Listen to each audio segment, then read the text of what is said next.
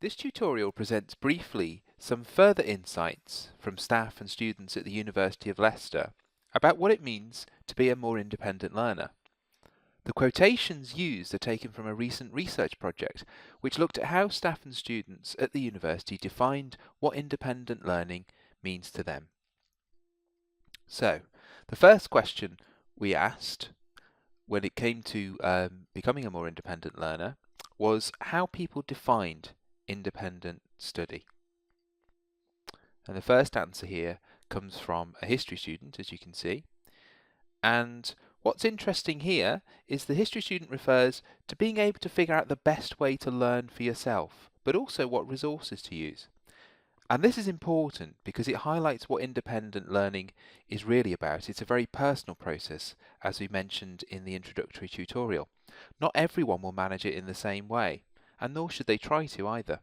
As this student makes clear, it's more a question of knowing what works best for you and learning most effectively in that way. But also it's about resources, and in the introductory tutorial we also talked about the need to ask for help or seek advice where it was appropriate. This next answer comes from a lecturer, this time in physics.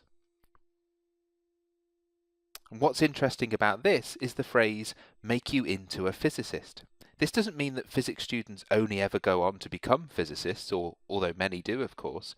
Instead, it means that as students develop their confidence and abilities within their subjects of study, they come to think and act more and more like an expert in their field, in this case, a physicist. An important part of this is being able to learn how to learn, which is the phrase the lecturer uses here. And this means becoming better at understanding what's required of you, and also, going back to the previous comment, understanding what approaches work best for you as well. Okay, so the next question we asked was what kinds of activities people associated with independent study. And this first answer from a geography student talks about going over material, reading around the subjects, etc. And even from this brief response, we can see that independent learning can include lots of different activities, from doing extra reading around a topic, to researching and writing assignments, to working with others. And independence, in other words, is not always the same as working on your own. You might be working on your own, but you might also be working collaboratively with other people, and this kind of working is actually more and more common in higher education. This second response comes from a student from biological sciences. And this provides some useful pointers for helping you to make decisions about what to study when you're studying independently. Basing your independent learning on keywords or topics that come up in lectures can be a useful approach to take.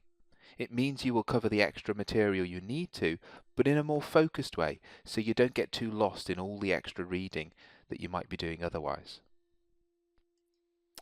And to hear from a lecturer again, this time an English lecturer, this is how they talked about the activities involved in independent learning. And this response points to the all-important notion of reading in a productive way. This might involve generating questions or themes for your own to help you structure your reading. Or it might involve having some idea before you even start reading what it is you really want to get out of a book chapter, for example, or an article that you might read. In a later unit on this study skills module, there are lots of practical tips for how you can develop more active and productive approaches to help you with the reading for your academic assignment.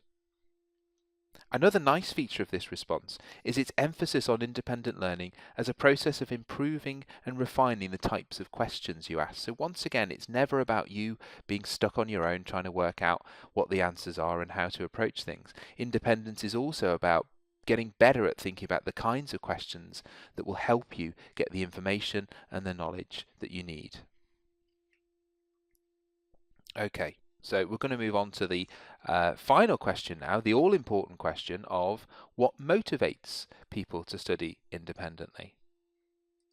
Okay, and so the first comment was from a lifelong learning student here at the University of Leicester.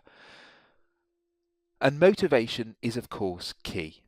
If learning independently is about anything, it's about being able to motivate yourself to actually do it and keep at it as well. And as the quotation here illustrates, curiosity and thirst for knowledge are really great motivators. In fact, they're probably the most powerful motivators we have.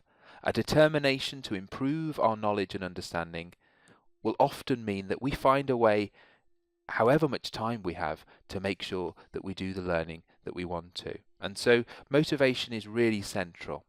And so maintaining motivation, dealing with those occasional lulls in motivation that we experience are just as important as the more practical skills of reading, note making, planning assignments, etc. And a very, very short quote to end this from a geography student, which is interesting for a couple of reasons. The geography student wants to get a good degree. Obviously, every student at university will tell you that they want to get a good degree, and that's very understandable. Crucially, though, the student is also motivated by an enjoyment of their subject, and it's really important to remember this. Enjoyment is a really, really important factor. In fact, enjoyment is one of the things that will help with the motivation that we looked at in the previous quotation. After all, if you're going to spend 3 years or more studying something, you're much better off choosing a subject or combination of subjects that really enthuse and excite you. Okay, so they're just some insights then from students and staff here at the University of Leicester. And obviously, as a LEAP student doing your academic assignment or your EPQ project, you'll be learning independently and you'll be using many of the same skills that university students currently use. So hopefully the rest of the study skills tutorial will give you some valuable pointers and ideas. But obviously do remember to contact your mentor and your tutor for the course if you've got any questions or if you want to explore any of these issues in greater depth. Thank you very much for listening.